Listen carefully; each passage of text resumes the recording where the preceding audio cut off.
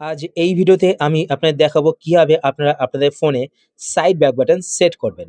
তো এখানে দেখতে পাচ্ছেন আমার কাছে দুটো ফোন রয়েছে। তো আমি কিন্তু আপনাদের দুটো ফোন থেকে দেখাবো যাতে আপনারা যেকোনো ফোন ব্যবহার করুন না কেন, আপনারা আপনাদের ফোনে সাইড ব্যাক বাটন সেট করতে পারেন।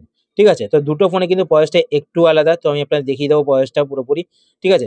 তো দেখুন এই যে ফোনটা দেখতে পাচ্ছেন আমার হাতে, তো এই ফোনে কিন্তু সাইড ব্যাক বাটন সেট করা রয়েছে। তাই এখানে নিচে দেখতে পাচ্ছেন ব্যাক বাটনগুলো কিন্তু শো করছে না, হাইড হয়ে গেছে। ঠিক আছে? আর স্ক্রিনটা কিন্তু অনেকটা বড় লাগছে। তো দেখুন আমি এই ফোন থেকে সাইড থেকে এভাবে সোয়াইপ করব। দেখুন ডান দিক থেকে সোয়াইপ করলাম। যদি আমি বাঁদিক থেকে সোয়াইপ করি, তো দেখুন বাঁদিক থেকে সোয়াইপ করব, তো দেখতে পাচ্ছেন ব্যাক হয়ে যাচ্ছে। ঠিক আছে? আর এই ফোনে দেখতে পাচ্ছেন নিচে কিন্তু ৩ টে বাটন শো করছে। তো এই ৩ টে বাটন কিন্তু আমি সরিয়ে দেখাবো। ঠিক আছে? দুটো ফোন থেকে আমি সেটিংসটা দেখাবো।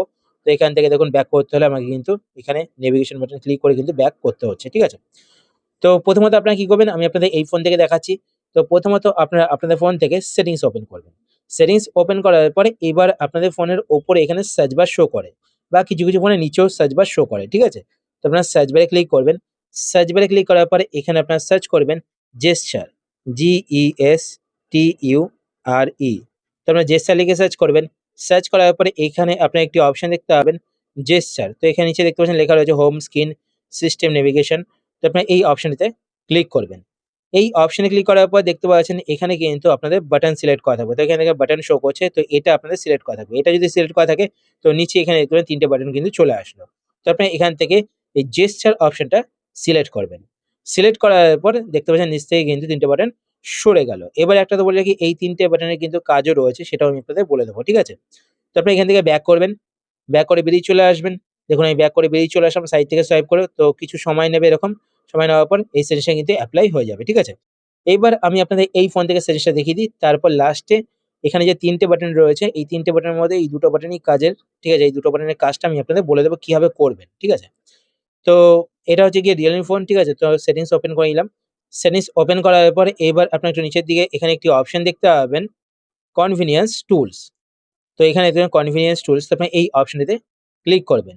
এই অপশনে ক্লিক করার পরে এইবার আপনার এখানে একটি অপশন দেখতে পাবেন নেভিগেশন। তো আপনারা নেভিগেশন এই অপশনটিতে ক্লিক করবেন।